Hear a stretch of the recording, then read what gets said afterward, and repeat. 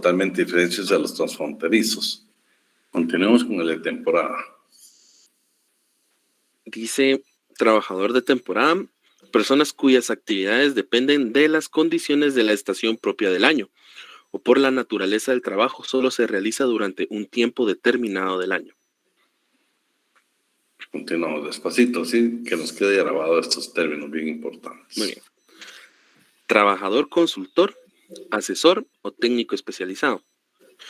Persona que realiza sus actividades por un periodo no mayor a 365 días y que sean requeridos por el contratante específicamente como consultor, asesor o técnico especializado y que no requieren de solicitar una residencia permanente. Trabajador por cuenta propia. Todo trabajador que realiza actividades comerciales e industriales por su propia cuenta o con sus familias y que tiene autorización para realizar actividades remuneradas dentro del territorio nacional. Si se dan cuenta, son unas definiciones bien valiosas que pues ahora ya las tenemos claras y las tenemos en el documento para poder a nosotros ya conocerlas. Entonces, cuando ahora ustedes le hablen, mire, yo soy salvadoreño, yo soy hondureño, yo soy mexicano, yo soy beliceño, pero entonces sabe que hay una ley, hay una definición específica en el Código de Migración, entonces usted va a analizar y se va a dar cuenta de algunas circunstancias en que pueden ser beneficiosas o de acuerdo a la calidad o la definición que tengan, pues así va a ser la asesoría que usted le pueda indicar. La sustitución patronal, pues esta todo la hemos visto, todos la conocemos, pues usted trabaja en una empresa y hay cambio de patrono. La norma general es que ni siquiera nos avisan, va, ustedes, hubo cambio de patrono y nosotros nos enteramos. Pero nos vamos a dar cuenta que si es obligación, por lo menos que nosotros como trabajadores conozcamos quién es el nuevo propietario. El 23 habla muy claro, ¿eh? Si a usted no lo notifican, hay por ejemplo Tania, y David, Tania es la patrona, es la dueña de la empresa mercantil y viene y se la vende a David Alejandro. Bueno, usted ya hemos hablado en varias ocasiones que únicamente puede venderle la empresa mercantil, no puede venderle a los trabajadores. Pero el artículo 23 que habla de la sustitución patronal habla de lo siguiente, que Tania y David durante 6 meses, si Noé y Salomé son trabajadores, son solidariamente responsables. O sea, Noé y Salomé pueden demandar a David o a Tania Alejandra. Tienen su derecho de poder demandar a cualquiera de los dos, porque en esos 6 meses de la transición de cambio de patrono, los dos son solidariamente responsables. Claro, después de ese plazo, porque todo prescribe, será el nuevo patrono que tenga la obligación de todas las obligaciones, aún las nacidas antes de que él fuera propietario. En un proceso no se puede discutir que, mire, yo la empresa la adquirí a partir del 1 de enero del 2022, pero tal vez Tania ya tenía la empresa desde 2000.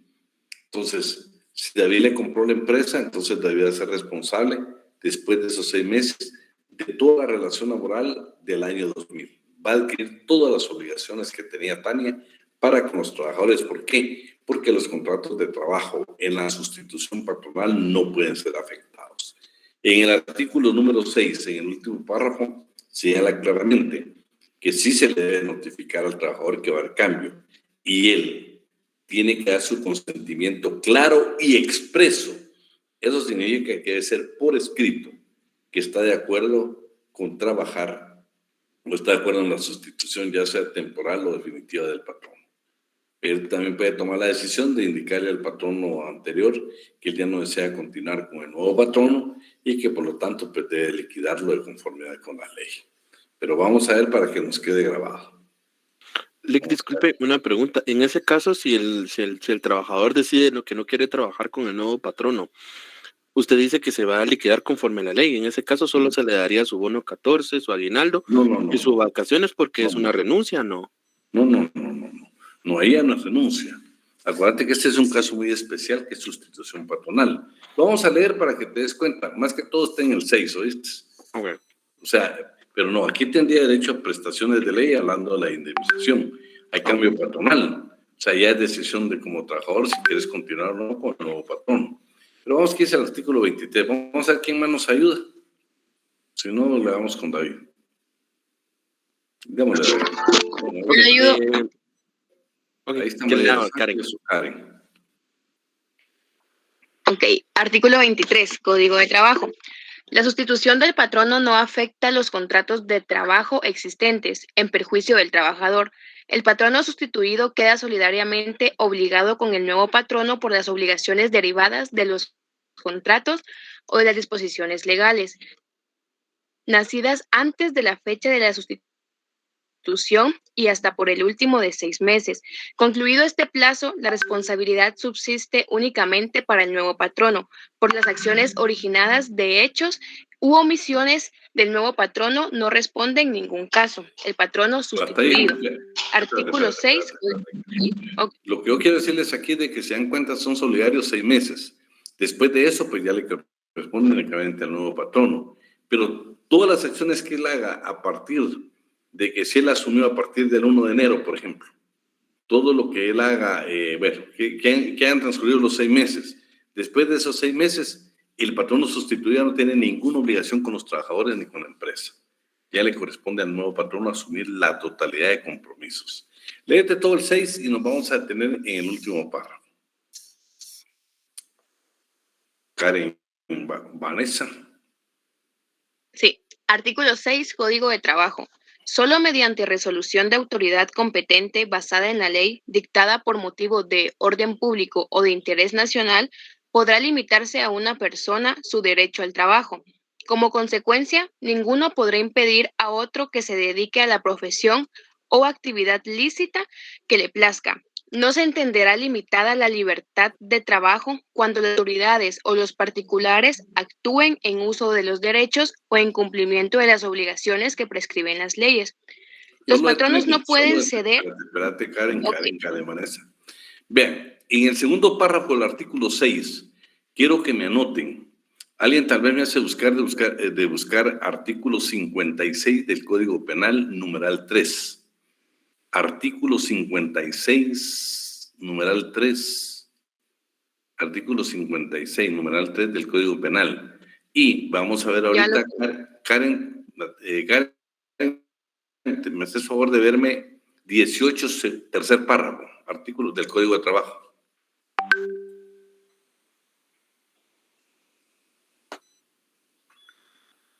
¿Qué artículo dijo, Lick? Disculpe. 56, numeral 3 del Código Penal. Ok. Decime, ¿lo tenés? Sí, lo tengo. Dice, artículo 56, la inhabilitación absoluta, dicen en su inciso 3, la incapacidad para obtener cargos, empleos y comisiones públicos. Si te das cuenta, en el 3, en el segundo párrafo del artículo 6, quiero que me anoten. Artículo 156, numeral 3. Y ahora, Karen, Vanessa, no sé si tenés ahí el artículo 18 del Código de Trabajo, tercer párrafo. Sí, licenciado, ahora se lo leo.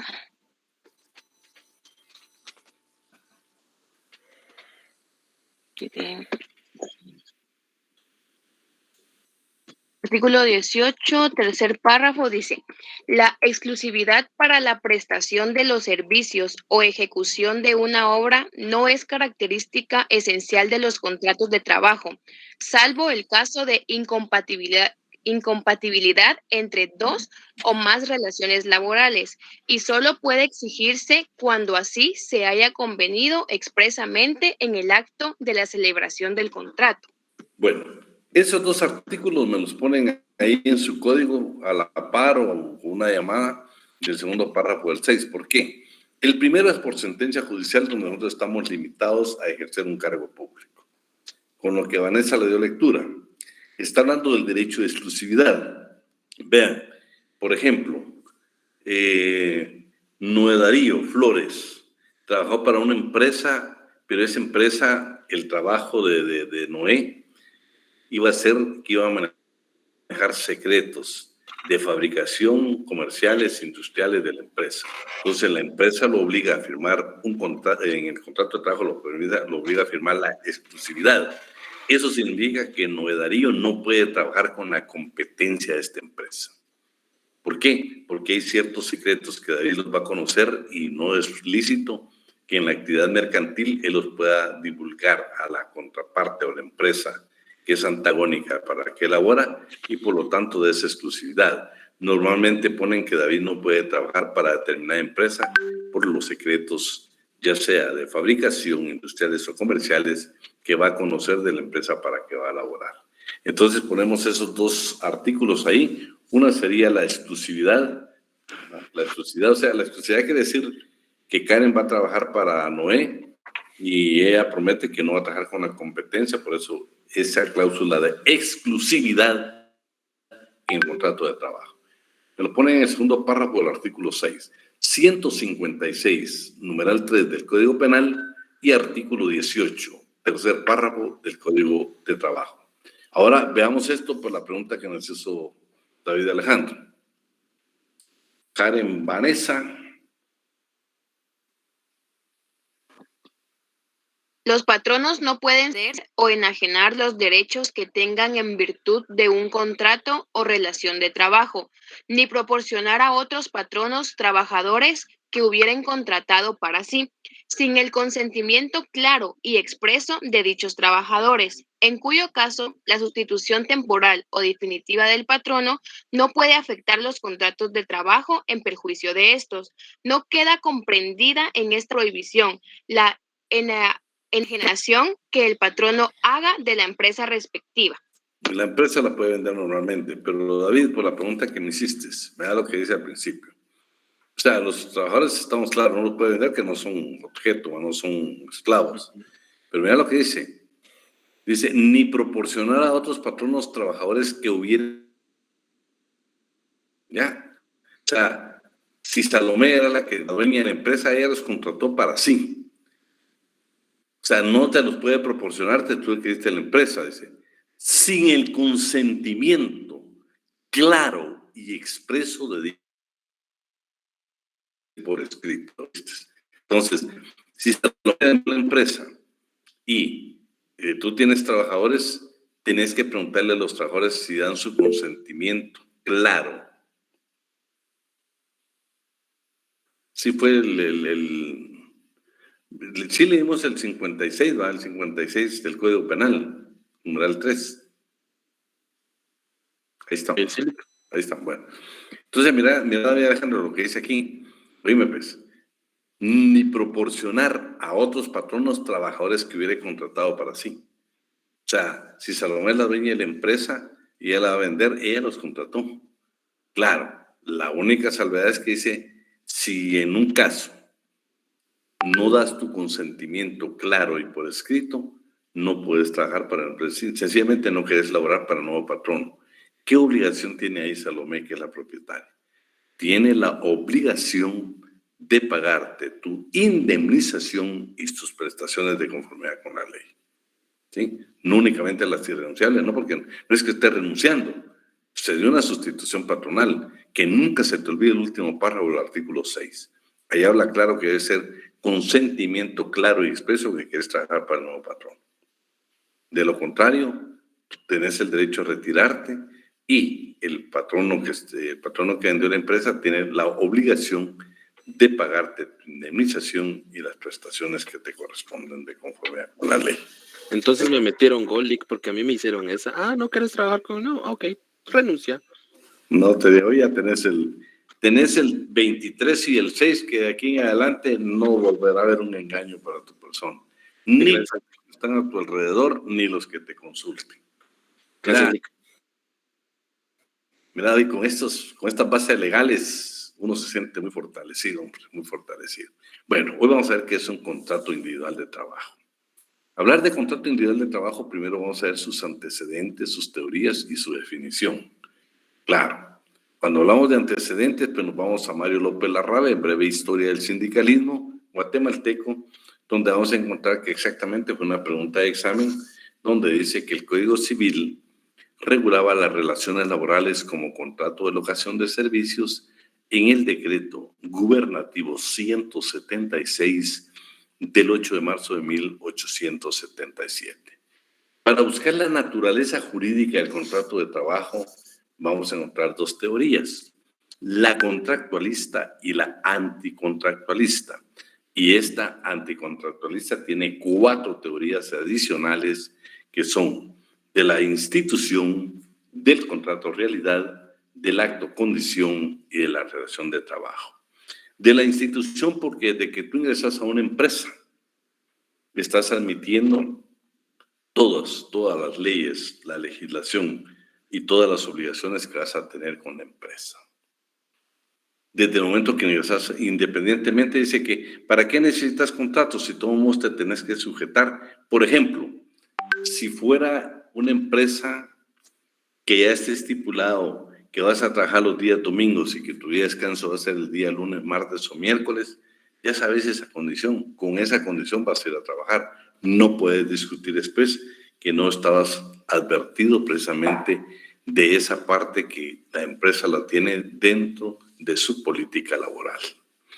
Del contrato realidad, porque muchas veces existe el contrato y no se inicia la relación laboral. O sea, lo que está indicando aquí, en estas dos, del contrato realidad y el acto condición, vamos a encontrar circunstancias, por ejemplo, primero, con el hecho de iniciar, o sea, la prestación del servicio en sí, aunque el contrato de trabajo esté firmado, pero puede ser que un contrato de trabajo se declare nulo. Entonces, esa prestación en sí ya se dio. Entonces dice, señores, no puede ser contractualista, porque el contrato de trabajo fue declarado nulo. Y sin embargo, ya se dio la prestación. Entonces, también vas a ver la otra donde dice que con el hecho mismo de que inicies a trabajar, el inicio de tu relación laboral, prácticamente ahí no necesitas ni contrato de trabajo, ni necesitas nada. Y ahí ya estás admitiendo vos todas las condiciones de la empresa. Y estas, más que todo, son un poquito patronales.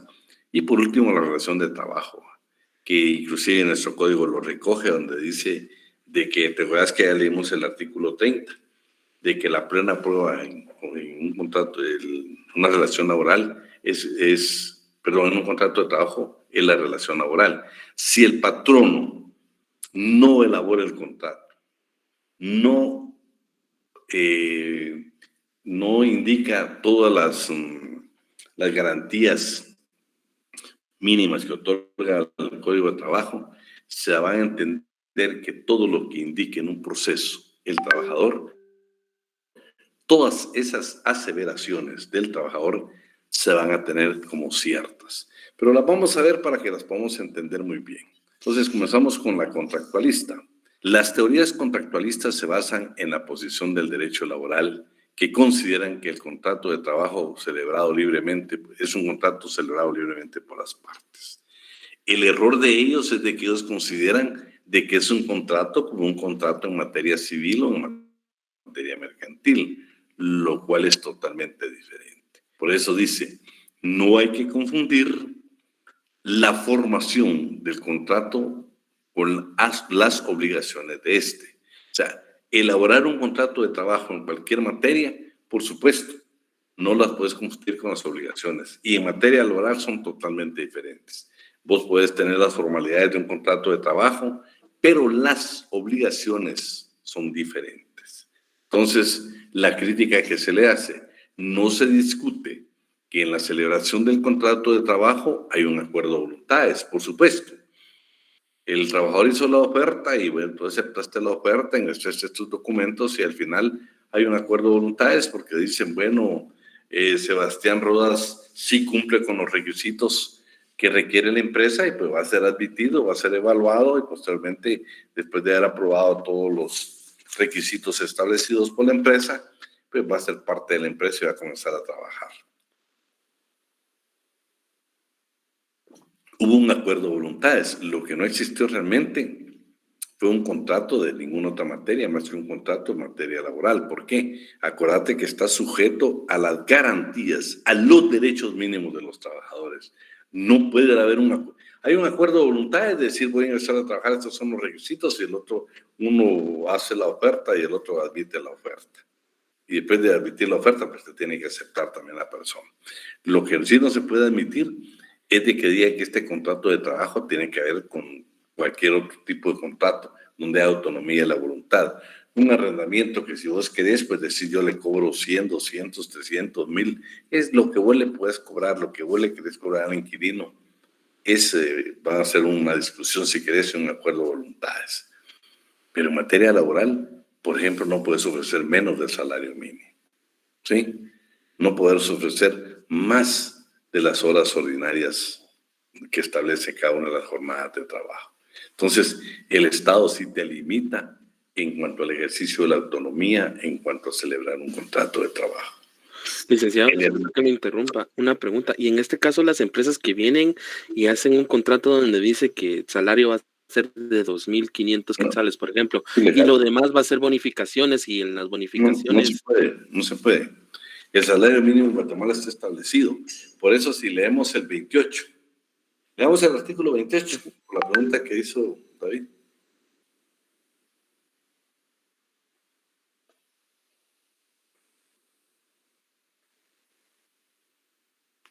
Aquí lo tengo, Lick. Léelo. Dice, artículo 28, en los demás casos, el contrato individual de trabajo debe extenderse por escrito en 3 ejemplares. Uno que debe recoger cada parte en el acto de celebrarse y otro que el patrono queda obligado a hacer llegar al Departamento Administrativo de Trabajo directamente o por medio de la autoridad de trabajo más cercana, dentro de los 15 días posteriores a su celebración, modificación o novación.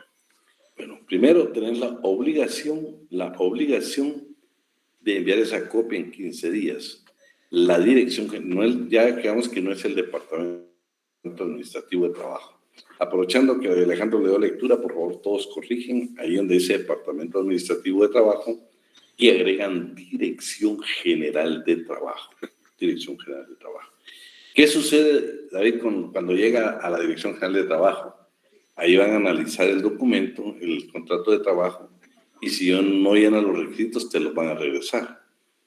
Por eso ahorita te vas a dar cuenta que en estas teorías, hay una teoría donde dice, bueno, señores, se firmó el contrato de trabajo, pero fue declarado nulo. Entonces, ¿cómo queda tu situación con el patrón? Y de eso se trata estas teorías. Entonces el error de la teoría contractualista hay que buscarlo en que quiere asemejar la figura del contrato de trabajo con otras provenientes del derecho civil.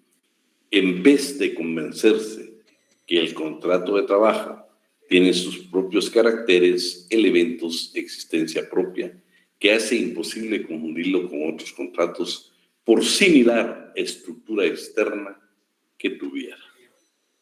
Veamos hoy la anticontractualista, donde dice, bueno, señores, no, esto no es un contrato de trabajo. Y habla precisamente de situaciones concretas. Le voy a poner por favor ahí a Karen Vanessa. ¿Estás por ahí, Karen? Yo puedo leer, Lick. Bueno, María Alejandra, su hermana se llama Lisa Fernanda. Así es. Inaugurados a la apertura del día domingo. Ahí les decís que las puedes asesorar en materia laboral. Muy bien, ahí les voy a decir. Tal vez te pagan algo, aunque sea un tu pollo. Bueno. Más les vale que me paguen. Veamos qué dice esta teoría. Léetela, todo eso que está ahí en el primer y segundo párrafo, para que entendamos bien de qué se trata. Muy bien. Teoría anticontractualista. Estas teorías se basan en que no media entre las partes de una vinculación laboral un contrato de trabajo. Para ello se apoyan en 2 situaciones fundamentales. Una, que no existe libre discusión de las cláusulas contractuales, y otra, que la reglamentación legal y convencional colectiva restringe en tal forma en campo de deliberación que prácticamente no existe. La circunstancia de no discutir las cláusulas de contrato individual de trabajo no implica per se, por sí mismo o en sí mismo, la inexistencia del contrato, dado que en los contratos de trabajo ello ocurre siempre y nadie ha negado su carácter contractualista.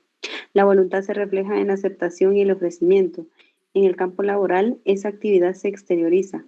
justamente en defensa de los trabajadores, para evitar que por su condición social y económica acepten imposiciones empresariales que vayan en detrimento de los derechos y garantías mínimas que prevé la legislación laboral. Vean, esta lo que dice es lo concreto, señores, el contrato de trabajo no va a existir como tal, que no podemos decir que no existe, va a existir el contrato de trabajo. Lo que sí es cierto es que sus cláusulas contractuales no merecen discusión. No va a haber discusión, ¿por qué? No pueden discutir el salario mínimo, no pueden no pueden discutir el horario, las jornadas de trabajo, no pueden discutir las horas de trabajo ordinarias y extraordinarias. Ninguno de los derechos o garantías mínimas que otorga la legislación laboral guatemalteca están en discusión en un contrato de trabajo. Esto es lo que dice. Entonces, señores, el contrato va a existir como tal, pero no tiene ningún tipo de discusión porque las cláusulas no lo permiten. Segundo, dice, pero si hay una reglamentación y algo convencional colectiva, esto, o sea, eso que puede existir en una empresa por la clase trabajadora, que sea aspectos legales, ya sea de un reglamento o de un convenio colectivo, no amerita ni siquiera deliberación. Por ejemplo, aquellas empresas o aquellos lugares que ya han discutido un pacto colectivo y que dice que ahí las vacaciones van a ser 25 días, no 15 días, o que van a ser 20 y no van a ser 15, ya no hay discusión. María Alejandra, si quiere ingresar a esa empresa, ya va con el derecho de los 20 días y no de los 15 días. No porque, bueno, María Alejandra, como usted es nueva, usted va a gozar de 15. No, señor, no merece ningún tipo de discusión porque existe reglamentación y convención colectiva que no va a permitir ni que se viole ninguno de los derechos contenidos en esas normas que ya superaron lo que establece el Código de Trabajo. Entonces, esa sería, y esta la dividimos en 4. La teoría de la institución. Bueno, desde que usted ingresa a una empresa ya sabe las condiciones. Si María Alejandra va a ingresar a trabajar en un almacén, en un centro comercial, sabe que el día domingo no va a descansar, sino que la ley permite que pueda descansar lunes, martes o miércoles. Pero tú sabes de antemano que no vas a discutir, vas a entrar, ya está la reglamentación en la empresa y tú lo que vas a hacer es sujetarte precisamente a esos horarios. Esa precisamente va a ser una de las situaciones que va a salir en estas teorías. Pero miremoslas para poderlas entender muy bien. Vean, esta es un poco confusa. La vamos a leer, pero yo creo que las características de la institución nos aclaran bien esta teoría. Por favor, María Alejandra, desde el inicio. Teoría de la institución. La institución es una idea de una obra o empresa que se realiza y perdura en un medio social. En otra obra expresa que hay organismos sociales que perduran a través de los siglos, aunque el material humano y gran parte de las instituciones sociales que contiene hayan sido renovadas. Para esta teoría, el contrato de trabajo es una igualdad, sirviendo a propósitos meramente subjetivos de dos o más individuos. En cambio, el criterio predominante en la institución es el de la autoridad y su organización involucra diferencias, desigualdades, autoridad, jerarquía. Se impone no solamente a sus autores, sino también alcanza a terceros. El contrato se desenvuelve tal como se formó. La institución escapa a la voluntad de sus fundadores y es irrevocable. El contrato no se transforma, la institución se adapta. El contrato es efímero, la institución permanente. Por otra parte... Espérate. Pero quiere decir aquí de que, señores, aquí está el contrato de trabajo, ¿sí? Pero sin embargo la institución es permanente, o sea, si se modifica el contrato de trabajo, la institución no va a existir, no va a desaparecer, la institución ahí está. Pero vamos a entender bien esta teoría con estas características, las vamos a ver, vean qué interesantes.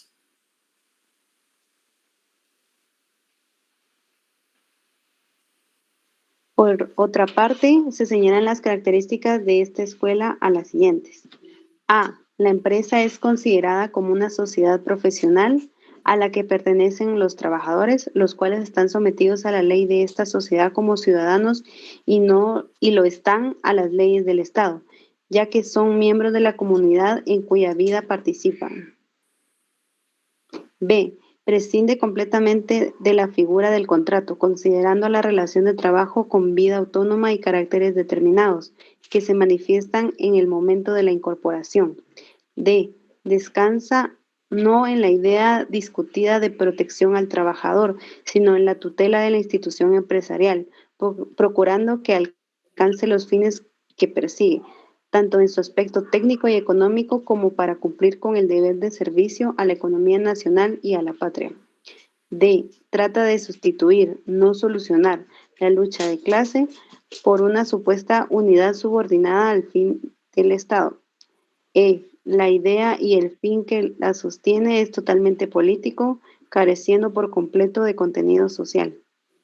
Interesante ahora que lo que están protegiendo aquí es en sí la empresa. O sea, dice, los contratos, las leyes pueden ser modificadas, pero la empresa debe existir y se va a ir adaptando a cada momento en la historia. Dice que no interesa el contrato, sino que lo que está sucediendo con el trabajador en la empresa. Él se tiene que sujetar precisamente a lo que la empresa establece y ahí se va a desarrollar. Este es de la institución. Vamos únicamente a lo subrayado.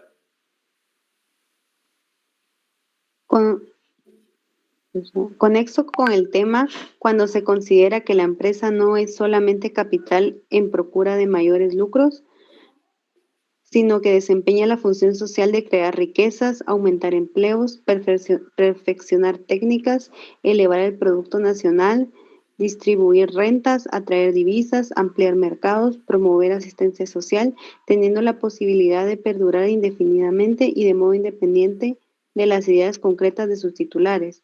Admítase como posible que sea tenida como institución.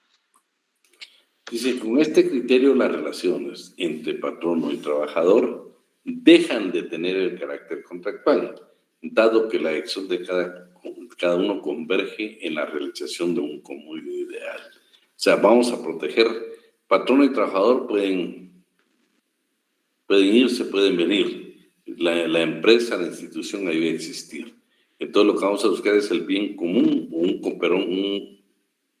ideal común, con el propósito que la empresa siempre permanezca.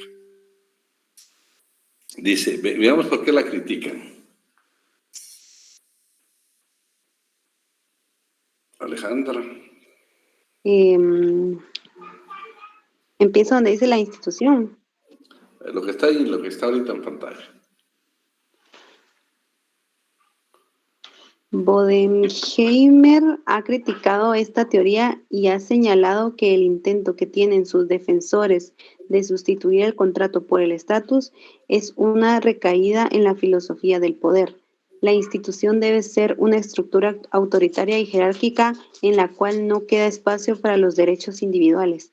Va a gobernar una idea impersonal que se realiza mediante ciertas manifestaciones de comunidad, dirigidas por los organismos de autoridad. Una ojeada a los que fueron estados totalitarios basta para poner claramente de manifiesto que un orden social basado en tales principios tiene poca conexión con la idea de derecho.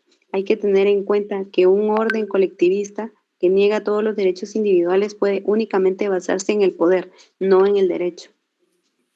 Bueno, ahora vamos el de contrato realidad. Por favor. Teoría del contrato realidad. De acuerdo a esta corriente doctrinaria, la vinculación laboral tiene un nacimiento en la prestación de servicios y no en el acuerdo abstracto de voluntades. Se reconoce... Vamos a ver el artículo 19, pero todavía no. Vean, qué interesante.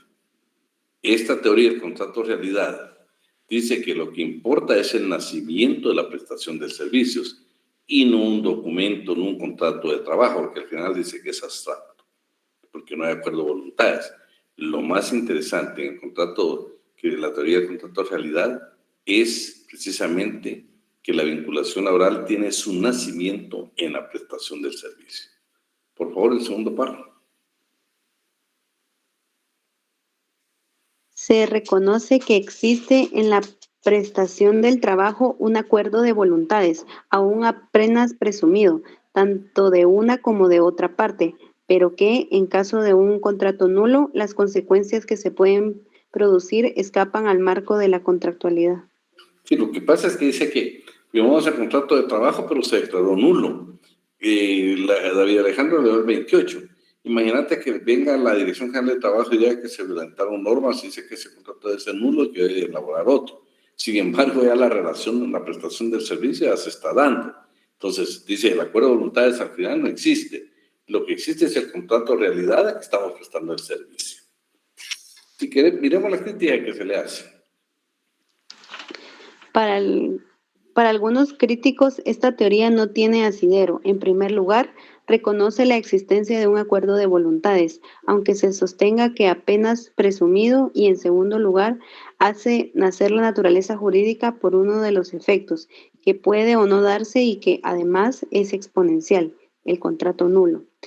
Pero también cabe considerar que ese efecto calza perfectamente bien dentro de una teoría contractual. Si el contrato de trabajo se ha iniciado y luego es declarado nulo, la tarea prestada por el trabajador no se puede devolver y entonces, de acuerdo a la teoría del enriquecimiento sin causa se debe abandonar o, es decir, el pago del salario. En cuanto a las prestaciones de seguridad social, hay que tener en consideración que ésta tiene en cuenta la actividad del trabajador y habiendo en consideración que ésta tiene... Ay, me confundí, ¿verdad? En cuanto a las prestaciones. En cuanto a las prestaciones de la seguridad social, hay que tener en consideración que ésta en cuenta la actividad del trabajador y habiendo éste desarrollado una, no se le puede desconocer por el mero hecho de haberse anulado el contrato, sin dejar de mencionar que si la nulidad que se alega es por haberse pactado en el contrato de condiciones inferiores a las previstas en la ley, con carácter mínimo y además irrenunciable, la nulidad del contrato solo se tiene para efectos de no tener por insertas estas condiciones y tenerlas por sustituidas por aquellas que se pretendieron excluir. Sí, pero lo que estoy dejando aquí de que, fíjate que el 19 nos habla bien clara esa circunstancia, que vamos a tener que el contrato fue declarado nulo. No es tanto que en Guatemala, por ejemplo, no te lo declaran nulo, aunque dice que son nulas de pleno derecho, comparado con el artículo 12, las cláusulas, que por ejemplo el salario mínimo pusimos de que le vamos a pagar 2,000 quetzales, como hablaba de Alejandro. Entonces, esa cláusula es nula, pero el contrato sigue subsistiendo aún con todo eso. Lo que tiene que modificar el contrato. Cuando se envía a la Dirección General de Trabajo y va a corregir, se devuelve y el patrón tiene la obligación de modificarlo o precisamente de expulsar esas cláusulas que perjudican o que no benefician al trabajador porque está violentando derechos mínimos de la clase trabajadora. Veamos el otro, el acto condición.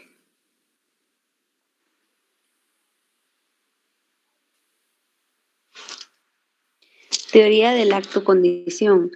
El acto de entrar a formar parte de una empresa, centro de trabajo, constituye el acto originario, esencial, base de todas las prestaciones jurídicas. Fíjate qué interesante. Al respecto. Espérate. Lo que estoy indicando aquí es que un solo hecho que usted ingrese a trabajar a una empresa, ahí o centro de trabajo, ese es un acto originario. Entonces, señores, no importan los contratos de trabajo, con el hecho de que nosotros hayamos iniciado a laborar en una empresa, ese es un acto condición donde van a hacer todas las prestaciones laborales. Si querés, ahí nos vamos. Si querés, léete esta parte que te voy a dejar esta. Se dice también que al considerar la incorporación como un acto condición, se da al consentimiento valor de condición de nacimiento del contrato, pero según los principios generales, la condición solamente se refiere a la existencia o resolución del acto, nunca al acuerdo de voluntades para formar la relación obligatoria. El hecho de faltar la discusión previa no implica que no haya contrato. Si no existe el acuerdo de voluntades, habrá una obligación legal, pero cuando alguien se obliga voluntariamente a prestar un servicio, no deja de ser un contrato, llámese como se llame. Cuando para formar una relación jurídica se habla de acto-condición con el objeto de excluir la idea de contrato, lo que se quiere es o bien objetar el derecho o bien someter un contratante a merced del otro. Esta solución se sustenta en la doctrina francesa respecto a la función pública, con un criterio estatal inspirado en el propósito de hacer respetar la función reglamentaria del Estado. El contenido de la obligación es netamente administrativo, exento de toda idea de contrato. Es una doctrina de derecho público para establecer la primacía del Estado. Para los postulantes de esta teoría, no es posible trasladar esta doctrina al derecho laboral, pues sería convertir a la empresa del patrono en un Estado. Sí, puede ser lo que dicen es de que, señores, lo que se da en esta circunstancia de el acto originario de iniciar a trabajar, entonces dicen, bueno, si ustedes dicen de que el contrato puede ser declarado nulo, pero que ya se está, ya nosotros ya ingresamos a la empresa, aunque no exista contrato, que existe, se declare nulo, todo lo que está haciendo ahí, los que respetan esta teoría, estos señores, no puede ser. Entonces le están dando al patrón la calidad como que fuera el Estado quien pone las condiciones en materia laboral. Y la última teoría, que es la de relación laboral, esta es la que acoge nuestra legislación. Veamos, por favor, qué es lo que dice. En el campo del derecho de trabajo, la expresión relación de trabajo tiene un sentido propio.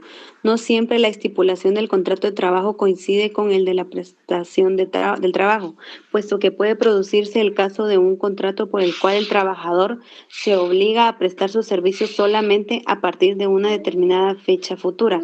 En este caso, ya existe un contrato de trabajo en el cual importan las obligaciones recíprocas para ambas partes, pero la relación de trabajo en sentido propio existirá recién desde el momento en el que el trabajador comienza a prestar su trabajo por cuenta del patrono.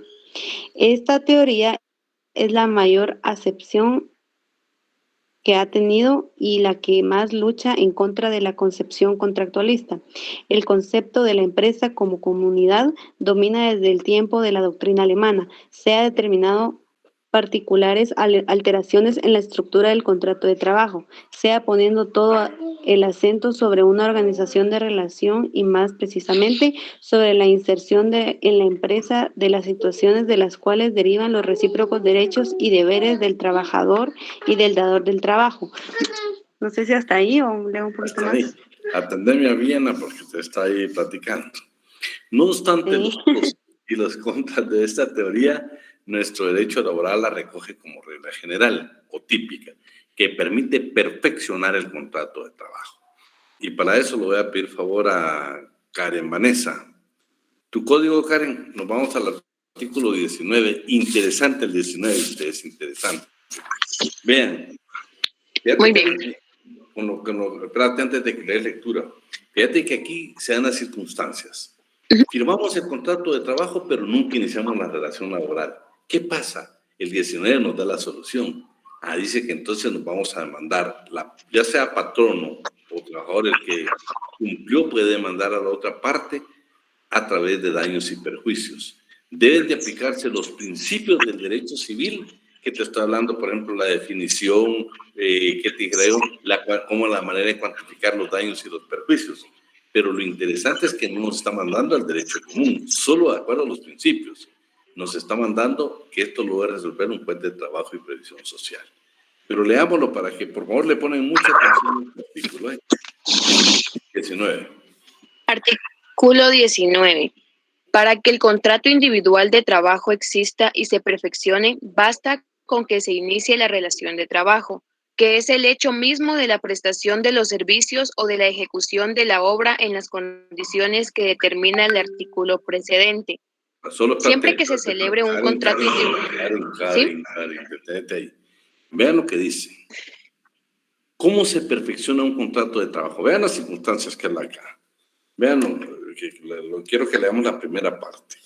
Para que el contrato individual de trabajo exista, ¿sí?, y se perfeccione, basta con que se inicie la relación laboral. Estos son dos aspectos. El contrato individual ya lo firmamos y todo, pero para que exista, para que funcione como tal, debe de iniciarse la relación laboral. La otra circunstancia es, y se perfeccione, basta con que se inicie la relación laboral.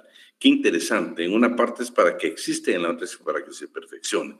Que no solo nos olvide que en Guatemala sí se permite el contrato verbal y el contrato escrito. La regla general es que sea escrito. Sin embargo, de conformidad con el 27 del Código de Trabajo, hay tipos de contratos que van a permitir la contratación oral o verbal. Sí. Y interesante también el contenido que hemos dado de la lectura al artículo 30, que quisiera que alguien me lo leyera, por favor, o Karen, no sé si lo tenés ahí.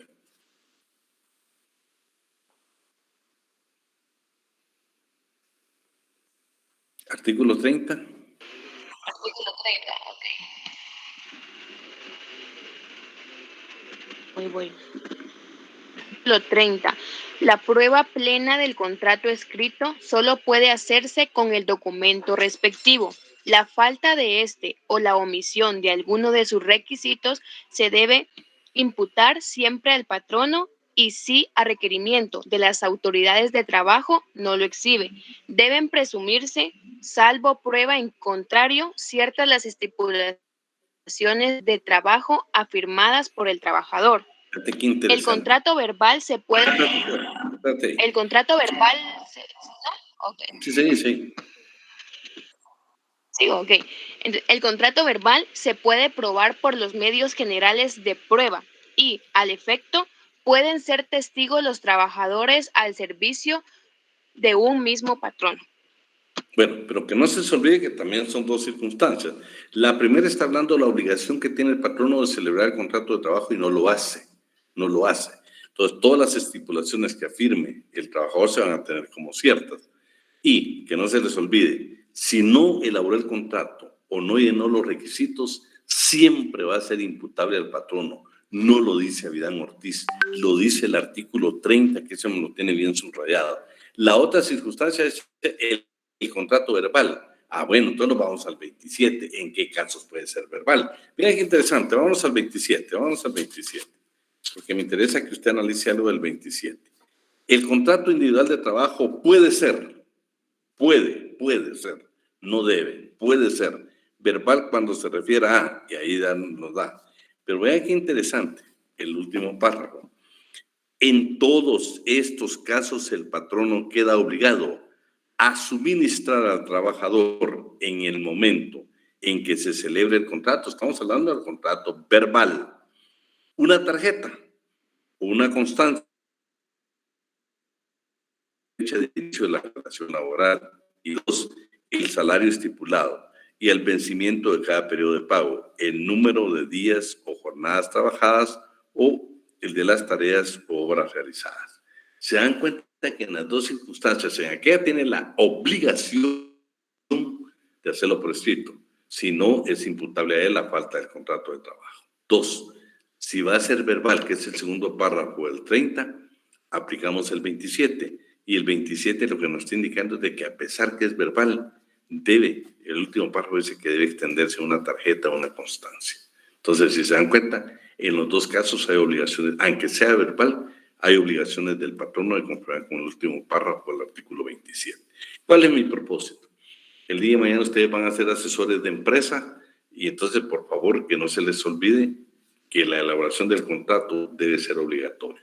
Y si la ley le permite hacerlo verbal, que solo es en estos casos que sean el 27, en lo otro, pues ya sabemos de que si el patrono no lo hizo, se tendrán como ciertas las estipulaciones afirmadas por el trabajador.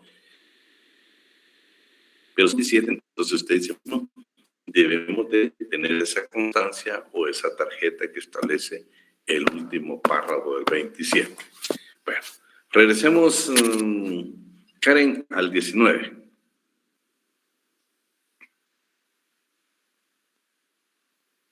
Muy bien. Iba por el segundo párrafo.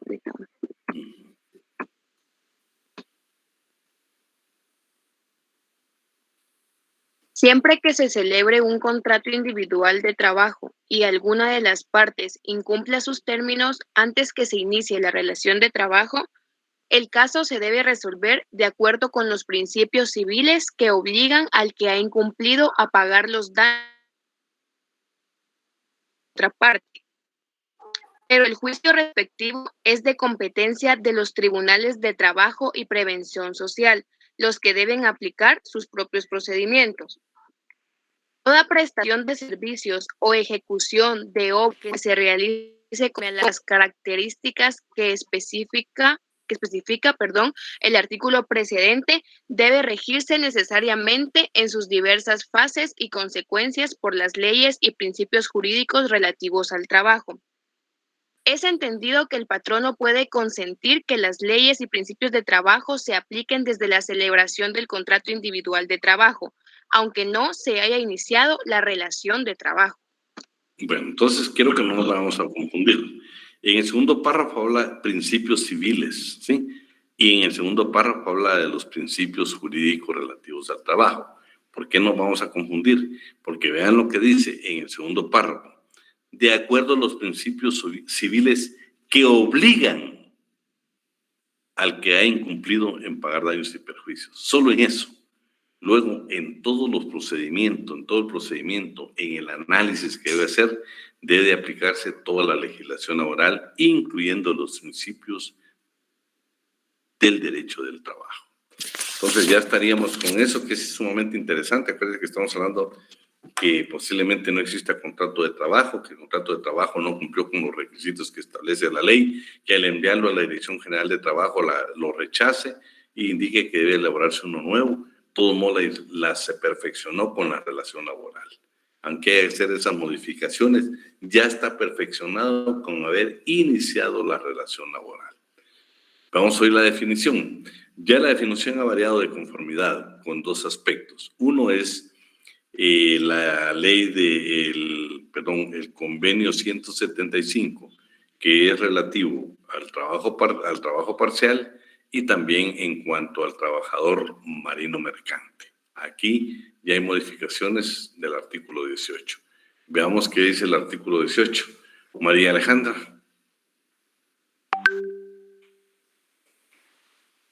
El artículo 18. Aquí. Principio de la primacía de la realidad.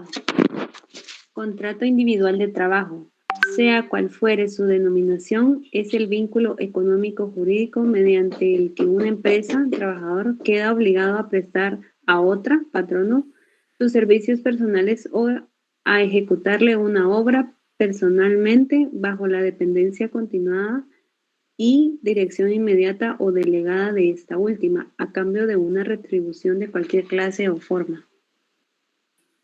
En el caso de los gerentes, directores, administradores, superintendentes, jefes generales de la empresa, técnicos y demás trabajadores de categoría análoga a las enumeradas, dicha delegación puede incluso recaer en el propio trabajador. Exclusividad, elemento no esencial. La exclusividad para la prestación de los servicios o ejecución de una obra no es característica esencial de los contratos de trabajo, salvo el caso de incompatibilidad entre dos o más relaciones laborales, y solo puede exigirse cuando así se haya convenido expresamente en el acto de la celebración del contrato. Concurrencia con otros contratos. La circunstancia de que el contrato de trabajo se ajustare en un mismo documento con otro contrato de índole diferente o en concurrencia con otro u otros, no le hace perder su naturaleza y por lo tanto a la respectiva relación le son aplicables las disposiciones de este código. Bueno, esa es una definición, que quede claro. Gerentes, directores, administradores, jefes generales de la empresa, técnicos, todos son trabajadores, todos son trabajadores, solo que son trabajadores de confianza, ¿sí? Lo que vimos en la clase anterior, los que están en el tercero, cuarto y quinto párrafo del artículo 351, que sí está la definición, y creo que es el 4 del Código de Trabajo, donde nos habla de los representantes del patrón, pero no dejan de ser trabajadores. El derecho de exclusividad ya lo hablamos, ya sea de fabricación, comerciales, mercantiles, contables o de otra índole. Si María Alejandra es trabajador, va a trabajar en esa empresa, ella sabe que le pueden indicar o pueden agregar a su contrato la cláusula de exclusividad, porque hay secretos profesionales o secretos técnicos que no puede revelar a la contraparte o a, ¿qué dijera yo?, a la competencia, y muchas veces limitan que María Alejandra no pueda trabajar para esa empresa. Es una limitación. Yo personalmente vi un caso, no puedo mencionar las empresas, pero creo que vi un caso exactamente del derecho a exclusividad de la empresa. donde el mercadólogo no pudo trabajar en otra empresa porque había firmado la exclusividad y él quiso trabajar para la otra empresa, no solo tuvo que renunciar, sino que estaban por iniciarle precisamente una demanda de daños y perjuicios por lo que él precisamente sabía de la empresa para la que había trabajado. Ya se ha modificado. Entonces aquí le voy a pedir favor a David Alejandro. ¿Estás en la pantalla, David Alejandro? Sí, licenciado. Miramos qué dice el artículo 2, numeral 1 del reglamento del convenio 175 de la OIT sobre el trabajo a tiempo parcial. Aquí ya se modificó, en este tipo de contratos ya se modificó la definición del 18. Vamos, ¿qué dice? Inciso 1. Es vínculo económico jurídico mediante el cual una persona, trabajador, queda obligada a prestar a otra, patrono, sus servicios personales o a ejecutarle una obra. Personalmente, bajo la dependencia continuada y dirección inmediata o delegada de esta última, a cambio de una retribución de cualquier clase de forma, el cual puede ser a tiempo completo o parcial. Bueno, ya aquí ya le agregaron el cual puede ser a tiempo completo o parcial, porque ahora ya es ley en Guatemala. Pero vamos a agregar en el caso del trabajador marino mercante guatemalteco. Veamos qué dice esto, por favor, David Alejandro. Sí, artículo 8. Artículo 8 dice, adicional a lo que para el efecto establece el Código de Trabajo, el régimen laboral deberá cumplir con lo siguiente. A. Deberá ser siempre por escrito, será siempre en idioma español. Si se requiera una traducción, se hará constar del empleador. B. El capitán del barco o la persona que se designe conservará una copia física o digital a efecto de dar los detalles de la relación laboral a las autoridades que lo requieran, mostrando al requerimiento del trabajador o bien para su uso en una emergencia. C. Además de los requerimientos de todo contrato de trabajo, el contrato de este tipo debe incluir 1. El detalle sobre los costos y procedimientos de repatriación del trabajador. 2. Indicación de personas a contactar en caso de emergencia. 3. Si lo solicita el trabajador, indicación de la persona que podrá recibir un porcentaje de los ingresos mensuales del trabajador, así como los datos que se requiera para la transferencia monetaria y la relación existente. Bueno, se dieron cuenta de este tipo de contratos. Vean, dos cosas que me llaman la atención. Cuando leímos el 28 dijimos de que se puede hacer en 3 ejemplares.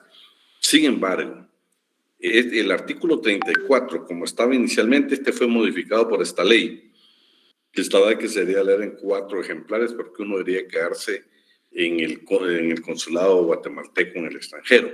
Pero acá lo que me parece asombroso a mí y que no lo dice la ley, pero que se sobreentiende, es precisamente en el B. El capitán del barco, que ustedes saben que es el representante del patrono, o la persona que designe, conservará una copia física o digital a efecto de dar los detalles de la relación laboral a las autoridades o bien mostrárselo al trabajador. Pero ¿qué es lo que está indicando aquí? El capitán del barco o la persona va a tener una copia física o digital del contrato de trabajo. Si ustedes ven, a pesar de que ahora no se indica que tiene la obligación de dar una copia adicional, o sea, acá dice siempre sigue como que se va a hacer en 3 ejemplares, pero sin embargo esta es la idea que tiene que hacerse en 4 para que uno de esos lo tenga el capitán del barco. Y ahí están precisamente lo que tenemos que incorporar. Entonces, bueno, creo que no nos perdemos ahí, ya tenemos algunas modificaciones que se pueden hacer al contrato y ahora solo déjenme ver como vamos por etapas, entonces vamos a leer ahora también nosotros. Bueno, ahora quisiera que regresáramos a nuestro código de trabajo, ¿sí?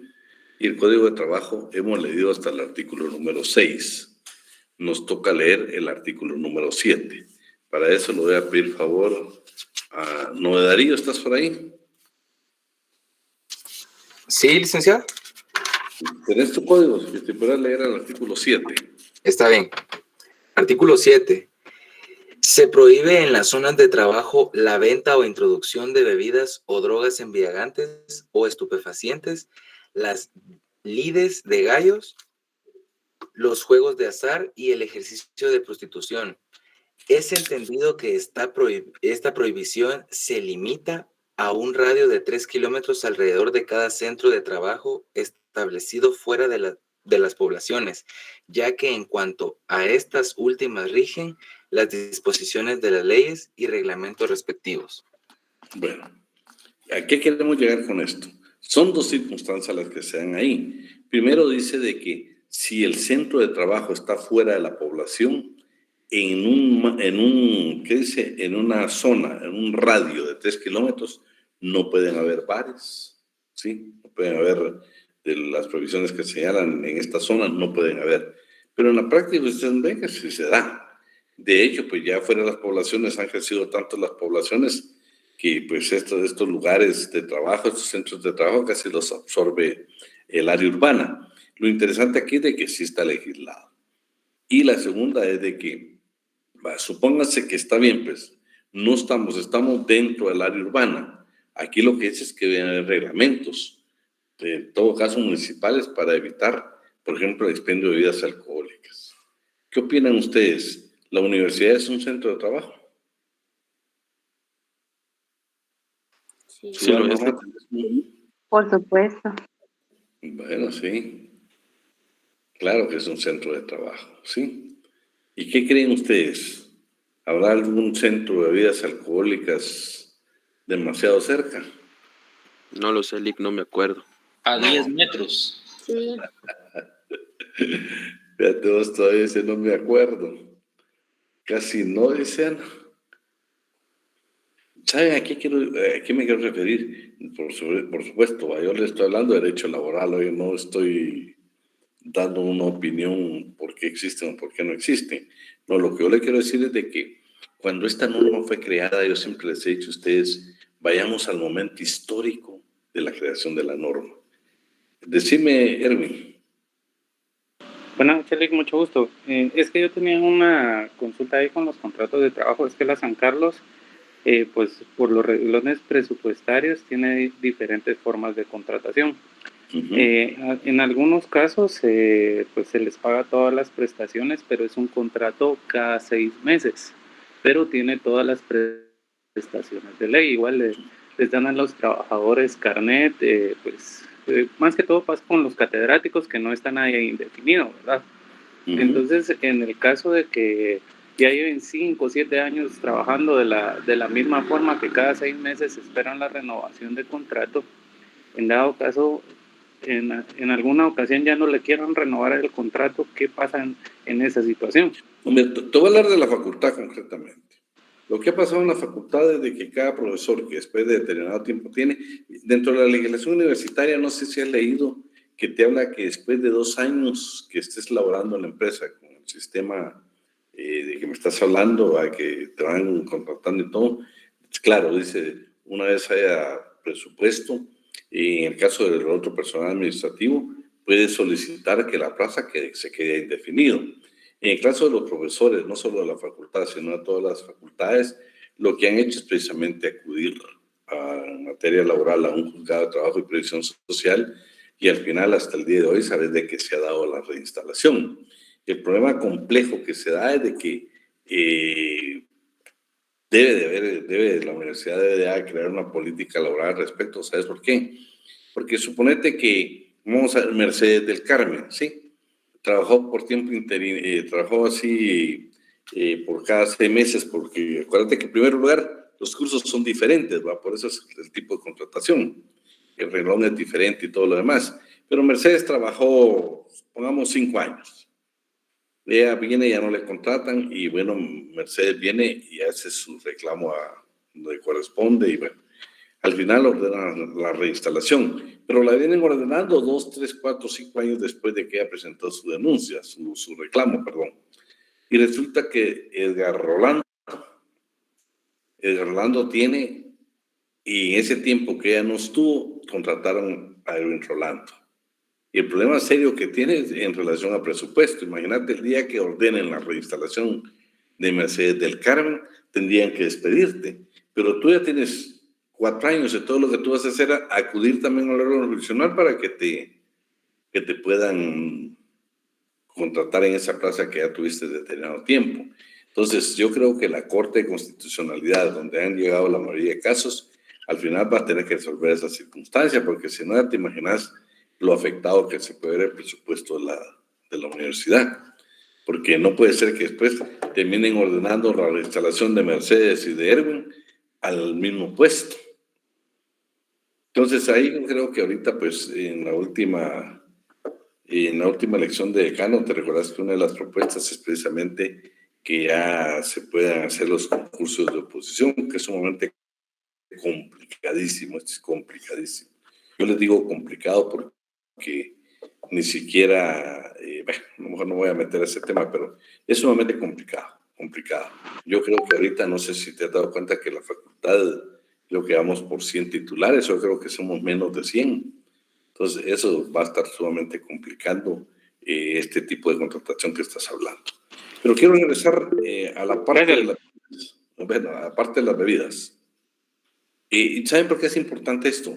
Porque en el momento de la creación de la norma, yo estoy seguro que el legislador pensó, por ejemplo, en aquellas fincas para ustedes. Bien, no sé, pues ustedes son muy jóvenes la mayoría, pero tengo un par ahí de contemporáneos de 60 años. ¿Se recuerdan que antes uno pasaba por determinadas poblaciones y era una cantidad de bares exagerada? Y más que todo aledaños a fincas, especialmente de café. Entonces, lo que el legislador quiso proteger fue el carácter alimenticio del salario del trabajador. Como quien dice, señores, no estén constituyendo bares ni prostitución en determinados lugares, porque eso hace que nuestro campesino, nuestro trabajador del campo, vaya a gastar toda esa plata, y esa plata realmente va a servir para alimentos, porque el carácter del salario es alimenticio. Entonces, el momento de creación de la norma, por supuesto, era un momento histórico. El asunto es de que poco a poco estos lugares se han ido volviendo ya parte urbana de los municipios, y ha sido complicado. Sin embargo, pues yo con los años que tengo les puedo decir, hay un lugar, un municipio en la costa sur, en Escuintla, que yo tuve la oportunidad de estar ahí por cuestiones de trabajo hace muchos años, que hace 35 años, 40 años, y es increíble, es cuadras enteras de bares. Pero como también la parte de urbana absorbió todo eso, pero también ya la última vez que precisamente hablé con alguien que es de ahí, me contó que casi desaparecieron la totalidad de bares. ¿Por qué? Porque dejaron de ser fincas. Entonces ya se volvieron, ¿qué te dijera yo? Son fincas, pero ya fincas, por ejemplo, ya industrializadas, como por ejemplo en esta área de Escuintla, y una parte ahí que están sembrando mucha palma africana. Entonces ya dejaron precisamente de funcionar estos lugares porque ya no fueron ni beneficiados con mucha ganancia, y eso se ha protegido. Pero quiero que siempre usted piense el momento de la creación de la norma. Eso le da la mejor interpretación. Entonces, se dan cuenta que hay una perla ahí, hay perlas ahí en el artículo 7, que si uno lo lee a la carrera no lo va a entender, pero ya con lo que analizamos, uno dice es un artículo sumamente interesante. Veamos el artículo número 8. ¿Quién nos estaba ayudando?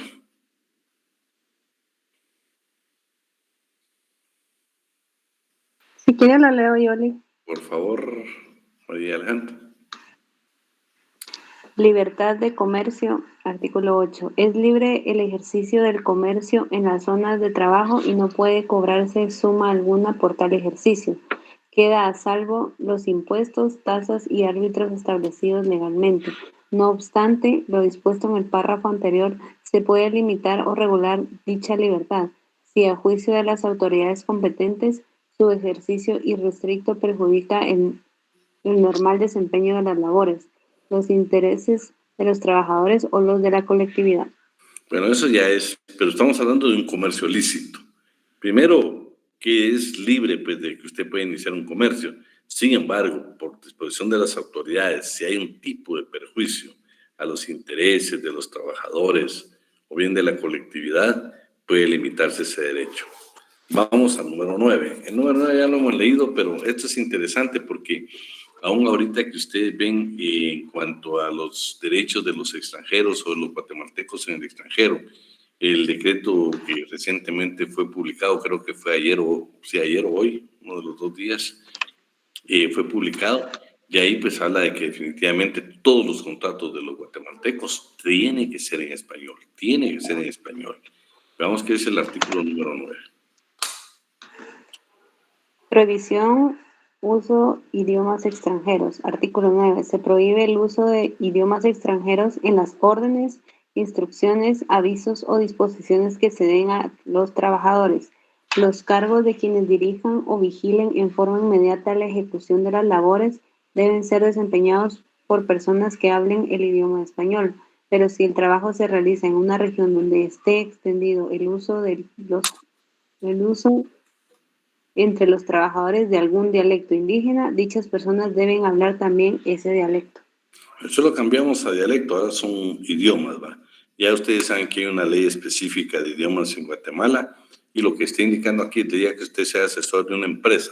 Si en esa región definitivamente le es aplicable este artículo, pues usted tiene que sugerir quien vaya a dar las órdenes allá, las tiene que dar precisamente en el idioma de la localidad, que es el uso que los trabajadores frecuentemente tienen.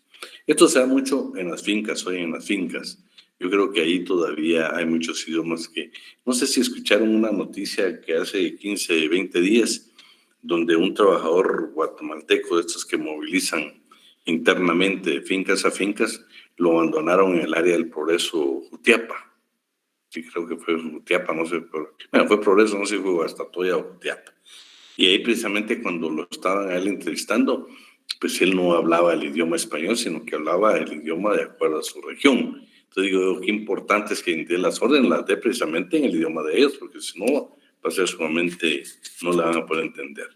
Veamos el número 10, por favor. Artículo 10. Se prohíbe tomar cualquier clase de represalias contra los trabajadores con el propósito de impedirles parcial o totalmente el ejercicio de los derechos que les otorguen la Constitución. El presente código, sus reglamentos o las demás leyes de trabajo o de previsión social o con motivo de haberlos ejercido o de haber intentado ejercerlos. Más clásico a ustedes cuando queremos formar un sindicato y el patrón no quiere tomar represalias en contra nuestra, acuérdense que gozamos del derecho de inamovilidad, ahí no procede el pago de prestaciones, sino la reinstalación. Artículo número 11.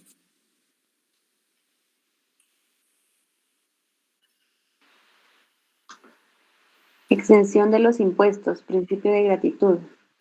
Artículo 11. Quedan exentos de los impuestos de papel sellado y timbre todos los actos jurídicos, documentos y actuaciones que se transmiten ante las autoridades de trabajo, judiciales o administrativas en relación con la aplicación de este código, de sus reglamentos o de las demás leyes de trabajo o previsión social. Igual exención rige a los contratos y convenciones de trabajo, sean individuales o de orden colectivo. Bueno, ahí no hay ninguna pena, ¿va? En los contratos estamos bien claros. El 11, la única discusión es cuando dice papel sellado y timbres en todos los actos jurídicos. Algunas veces, yo les digo, tuve un caso concreto donde el abogado del patrón estaba discutiendo que no adjuntó el notario, el abogado no adjuntó el timbre forense, pero el artículo 11 es claro, no habla de timbre, qué clase de timbre, sino que dice timbres y habla precisamente de las actuaciones judiciales. Aparte de eso, el derecho laboral es informal. Al final el juez resolvió que no procedía, porque él inclusive está discutiendo que se rechazara el memorial porque no se cumplió con adjuntar el abogado el timbre forense que establece la ley para los profesionales, indicando que esa es una obligación del profesional, no del trabajador. Pero al final el juez resolvió con buen criterio lo que señala el artículo número 11. El número 12, pues ya lo hemos leído, ya únicamente no hace relación. Quisiera que le agregaran ahí a la par el artículo 106 de la Constitución Política de la República de Guatemala, y es pues la nulidad total a ustedes, nulo de pleno derecho, cualquier disposición. Veamos el número 13, por favor. El número 13, leámoslo mejor. Ya lo leímos la parte general y fue pregunta de examen, pero veamos las dos excepciones que tiene en el A y el B. Por favor, ¿quién me lo lee? Obligación de contratar guatemaltecos. Porcentajes mínimos. Artículo 13. Se prohíbe a los patronos emplear menos de un 90% de trabajadores guatemaltecos y pagar a estos menos del 85% del total de los salarios que en sus respectivas empresas se devenguen, salvo lo que sobre el particular establezcan leyes especiales. Ambas proporciones pueden modificarse. A. Cuando así lo exijan evidentes razones de protección. y fomento de la economía nacional o de carencia de técnicos guatemaltecos en determinada actividad o de defensa de los trabajadores nacionales que demuestren su capacidad. En todas las circunstancias, el organismo ejecutivo, mediante acuerdo razonado emitido por conducto del Ministerio de Trabajo y Previsión Social, pueden disminuir ambas proporciones hasta en un 10% cada una y durante un lapso de 5 años para cada empresa, o aumentarlas hasta eliminar la participación de los trabajadores extranjeros. En caso de que dicho ministerio autorice la disminución de los expresados porcentajes, debe exigir a las empresas favorecidas que preparen técnicos guatemaltecos en el ramo de las actividades que éstas dentro del plazo que al efecto se les conceda. Y B, cuando ocurran casos de inmigración autorizada y controlada por el organismo ejecutivo o concentrada por el mismo y que ingrese o haya ingresado al país para trabajar en el establecimiento o desarrollo de las colonias agrícolas o ganaderas en instituciones de asistencia social o de carácter cultural, o cuando se trate de centroamericanos de origen. En todas estas circunstancias, el alcance de la respectiva modificación debe ser determinado discrecionalmente por el organismo ejecutivo, pero el acuerdo que se dicte por conducto del Ministerio de Trabajo y Previsión Social debe expresar claramente las razones, límite y duración de las modificaciones que se hagan. Para el cómputo de lo dicho en el párrafo primero de este artículo, se debe hacer caso omiso de fracciones y, cuando el número total de trabajadores no exceda de 5, debe exigirse la calidad de guatemalteco a 4 de ellos. No es aplicable lo dispuesto en este artículo a los gerentes, directores, administradores, superintendentes y jefes generales de las empresas. Toda simulación de sociedad y, en general, cualquier acto o contrato que tienda a violar estas disposiciones es nulo ipso iure y demás da lugar a la aplicación de las sanciones de orden penal que procedan. Cuando una empresa tiene 5 trabajadores, 4 tienen que ser guatemaltecos. La naturaleza jurídica, ya vimos anteriormente, aquí lo que se da en el artículo 14 es que la naturaleza jurídica del derecho del trabajo, pues es un de orden público. El artículo 14, que también damos lectura, es en cuanto a la discriminación, que no puede haber ningún tipo de discriminación por motivo de raza, religión, credos políticos o situación económica. El artículo 15, que también damos lectura, que son las fuentes supletorias del derecho del trabajo, que primero, cuando no logramos interpretar una norma, nos vamos a los principios generales del derecho del trabajo, luego nos vamos a la equidad, la costumbre y usos locales, y por último nos vamos a los principios y leyes del derecho común. En el artículo 16, lo que está hablando es el principio de tutelaridad. En caso de conflicto entre las leyes de trabajo y de previsión social, con las de cualquier otra índole, deben predominar las primeras, o sea, siempre van a ser las leyes de trabajo. Dice que no hay preeminencia, o sea, no hay superioridad entre una u otra cuando son leyes de trabajo y previsión social. Y el 17, que es el indubio pro operario. Para los efectos de interpretación del presente Código, sus reglamentos y demás leyes de trabajo se deben tomar en cuenta fundamentalmente el interés de los trabajadores en armonía con la conveniencia social. Estos son los artículos que nos faltaba que leer y ya pasamos del 19 al 18. Entonces, solo quisiera tomarme un minuto. He tomado la decisión de vamos a dejar un trabajo. El trabajo va a consistir en lo siguiente.